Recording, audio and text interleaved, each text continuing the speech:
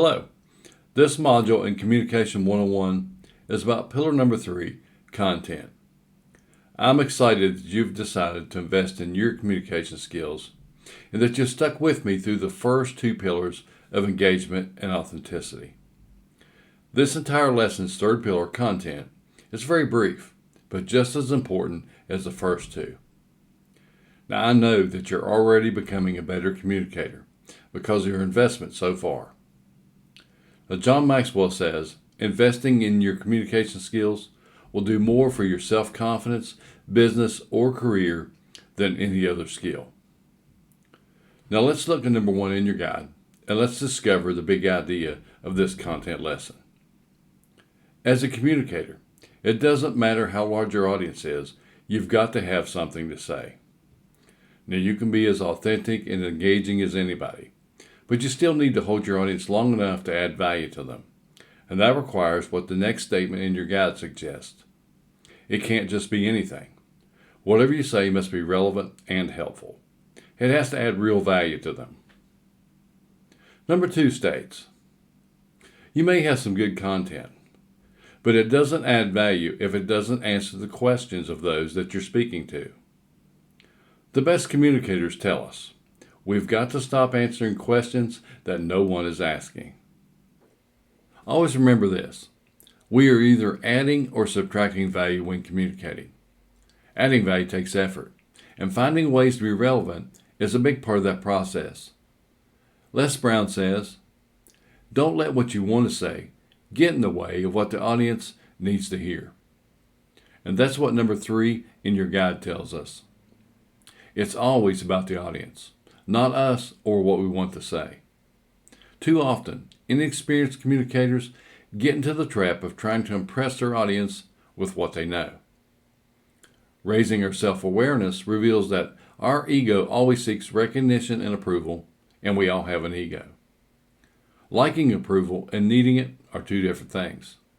Needing it makes you needy, which will be a big turnoff to your audience, large or small. Number 4 in your guide says, the greatest communicators are connectors. They find out where the people are, what they need and what they want, what they're struggling with and what their goals are, and then they focus on how he or she can help them. Knowing what it takes to add value to our audience always takes preparation. And the best communicators always take responsibility for preparing to connect. And if done right, the presentation can seem magical when delivered, not only for your audience, but also for you.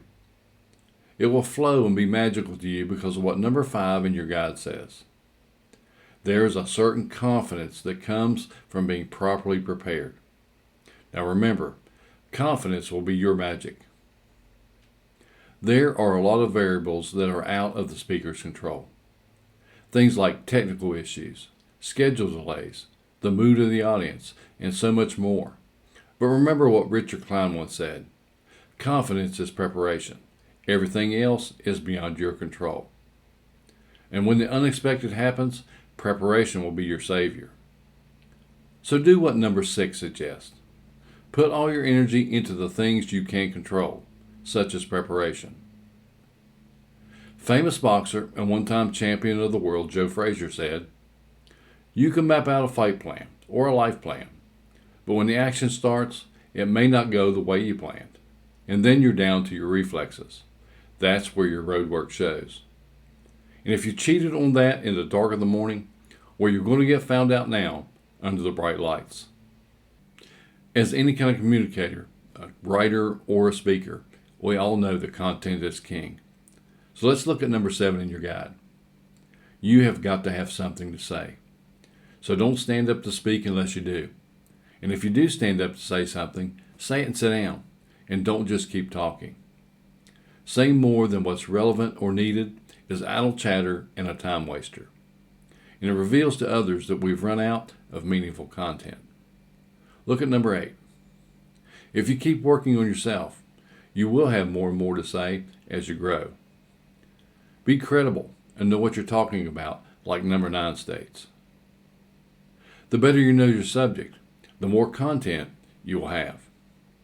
And remember, you can't give what you don't have. So add value to yourself and then add value to others. And remember this: wisdom is not spilled out of an empty well. It's drawn out from a well with something in it. Look at what number 10 in our guide tells us to avoid. First is no content. Have something to say. Too much content. Don't overwhelm them. Irrelevant content. Make sure it adds value.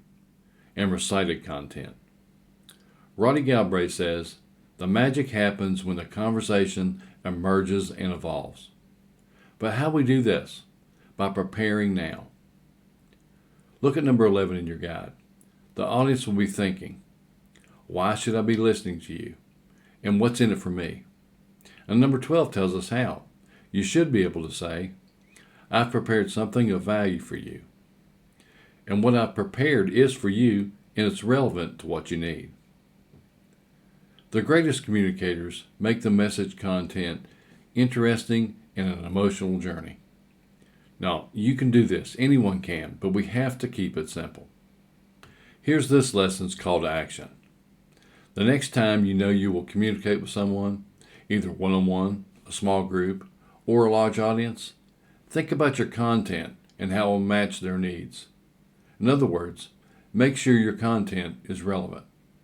Next, bring that content to life by making an interesting point and then share an example or story. And keep in mind that less is more. Avoid information overload. Don't overwhelm them. Now, that's all for this crucial lesson about content. Join me in the next lesson about pillar number 4 and the importance of good preparation.